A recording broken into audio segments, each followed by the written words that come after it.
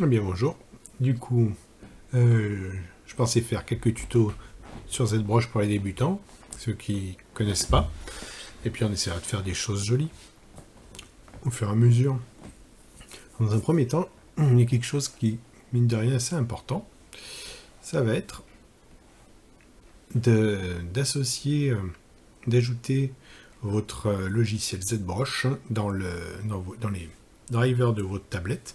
Là, j'ai une Wacom. Je pense que pour les autres, ça marche un peu pareil. Moi, j'ai eu besoin d'appuyer sur le petit plus pour ajouter mon logiciel. Je suis allé le chercher, j'ai mis ZBrush. Et du coup, ça me permet d'adapter, selon le logiciel, la force de l'écrasement de mon crayon, plus ou moins finement, selon votre sensibilité. Et surtout, euh, moi ici, j'ai associé le clic droit, on peut faire plusieurs choses, à mon bouton qui est ici. Ça va me permettre de gérer le, les mouvements autour du mesh dans ZBrush sans avoir à prendre la souris et toujours avoir deux doigts, une main sur le clavier à gauche et la main droite sur ma tablette à droite. Sans avoir à retoucher la souris, alors que très rarement. Et du coup, une fois que ça c'est configuré à votre convenance, moi par exemple j'avais un petit peu baissé d'un cran, parce que je trouvais que c'était pas assez fin, la précision. Donc voilà, j'ai testé, j'ai fait mes tests. Vous verrez peut-être au fur et à mesure où vous utilisez cette broche, si vous sentez que vous n'avez pas la finesse que vous souhaitez, vous pouvez, rien ne vous empêche de venir retoucher les paramètres là-dedans. Et je le garde aussi parfois de côté parce que chez moi, je ne sais pas si chez vous ça le fera, parfois il perd la sensibilité, mon stylet. Vous verrez tout de suite quand vous serez habitué. Enfin, oh là là, j'ai plus de sensibilité, ça fait que des gros pâtés. Donc il suffit juste de bouger comme ça, vous revenez dans cette broche et c'est bon. Alors moi je vais le mettre de côté. Alors donc là, vous ouvrez ZBrush, vous avez une image selon le ZBrush que vous avez au départ. Moi je vous conseille d'ouvrir la petite fenêtre et de mettre Show Only si seulement c'est des updates. Ça évitera qu'elle se rouvre trop souvent. Vous la fermez et vous arrivez dans ZBrush. La première chose, si vous avez par erreur cliqué dans votre... ça s'appelle un canvas dans ZBrush, on va appeler ça le plan de travail.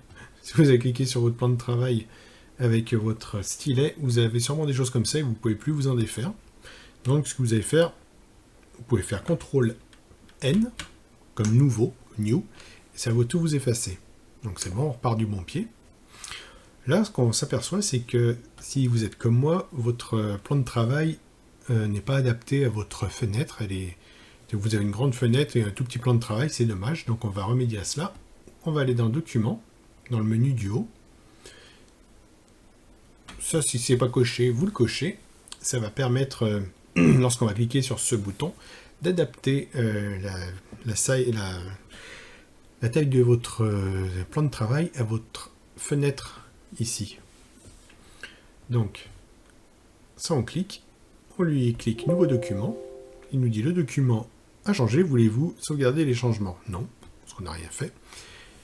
Et nous voilà avec un plan de travail qui est optimisé à notre écran. Pour enregistrer ce plan de travail à chaque fois qu'on va réouvrir ZBrush, il faut cliquer sur le bouton, on revient dans le document, sur le bouton Save as Startup Doc. Donc sauvegarder en tant que document de départ. Ok, il nous dit que c'est bon. Donc, pour rappel, vous avez cliqué, vous avez fait une erreur, CTRL N, vous l'enlevez. Pour commencer, on va insérer un cylindre, par exemple. Donc vous avez ici le menu Tool. Ici, vous avez une icône. Quand vous allez cliquer dessus, vous allez voir apparaître une sélection de mèches 3D.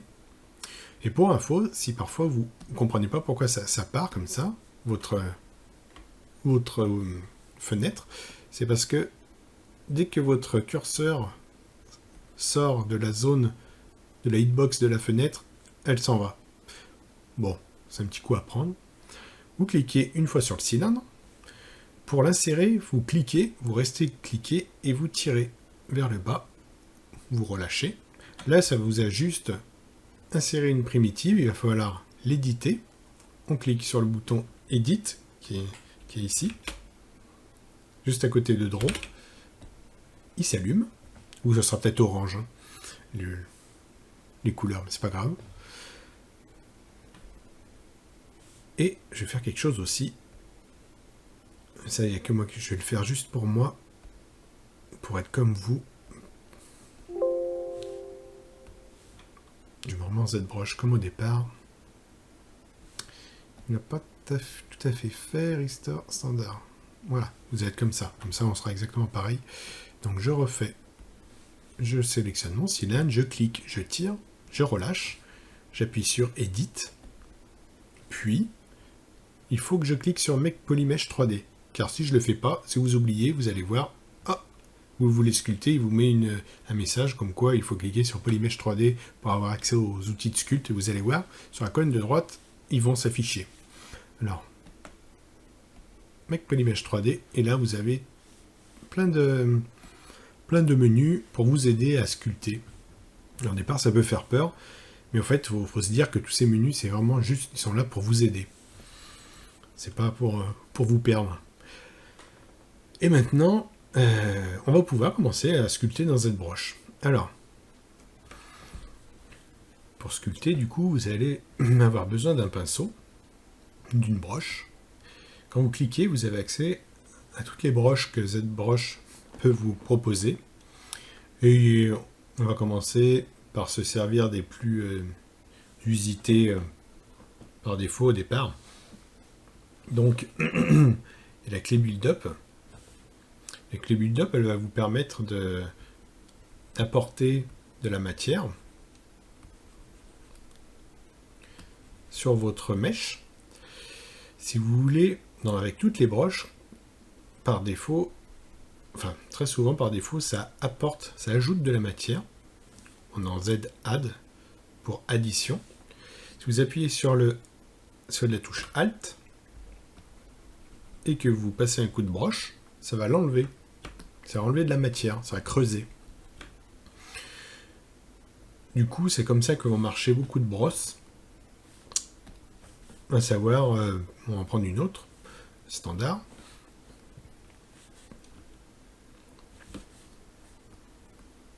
Là, il va me mettre de la matière. J'appuie sur Alt, il va venir creuser mon mèche. Là, on peut voir du coup déjà quelque chose qui peut être un problème.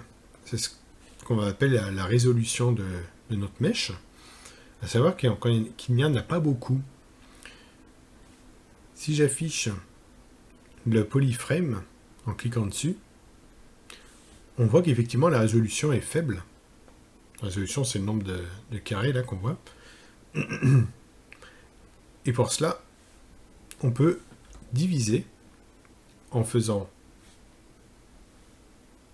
Je vais d'abord vous montrer dans les menus en allant dans Géométrie. Donc on est dans Géométrie. Si on clique sur Divide, vous avez vu le mesh, il est passé, pour dire exactement, de 512 polygones à 1984 polygones. Qu'est-ce qu'il a fait quand on a fait un divide? Au fait, il a pris chaque carré et il a tracé une croix, il l'a coupé en deux, soit ça a fait au final 1, 2, 3, 4 carrés pour un seul. Donc il a multiplié par 4 vos nombres de polygones sur votre mèche. Ça a surtout eu aussi l'avantage de vous donner plus de matière pour commencer à sculpter, et aussi l'inconvénient d'alourdir le nombre de polygones. Après, le nombre de polygones dans ZBrush, c'est beaucoup moins rédhibitoire. C'est l'avantage de ce logiciel que dans les logiciels comme 3ds Max, Maya, les logiciels traditionnels de modeling. Ça veut dire que c'est un logiciel de sculpte, ça a été bien pensé. C'est une autre technologie, ça fait vraiment ce qu'ils appellent des pixels. Ça a été conçu pour faire garder des millions de polygones et qu'on puisse continuer à sculpter avec. En gros, ce logiciel, vous pouvez sculpter on va dire, en laissant de côté les contraintes techniques du nombre de lots polis, comme on pourrait voir. Là, si je refais un divide, par exemple, car si je me dis que je n'ai pas encore assez de géométrie, le divide, on peut aussi faire avec, vous voyez, sur la bulle, CTRL-D. Je fais CTRL-D. J'ai encore divisé, multiplié par 4 le nombre de polygones. Mon mesh. Et ça devient de plus en plus fin. Si je refais encore un CTRL-D, plus je vais en faire, plus je vais pouvoir arriver à sculpter des détails sur mon mesh. En haut, pardon, pas en haut, mais ici, je vais pouvoir, je vous fais un petit zoom, c'est marqué 5, il y a un chiffre, SDDiv, c'est-à-dire subdiv, 5 subdivisions.